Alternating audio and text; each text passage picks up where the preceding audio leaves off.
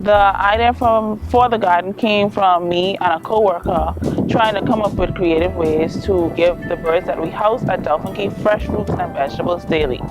So once the seeds started to spring up, we came over to the old Club Med to clear out an area for us to plant the seedlings. And once we did that, it just kept going from there. At the moment, we are growing arugula, collard greens, dill, squash, spicy basil, sweet basil, tomatoes, strawberries, spinach, pineapple. It's important for us to give them fresh fruits and vegetables just so that we can give them a variety in their diet. Also because we love them and we care a lot about them.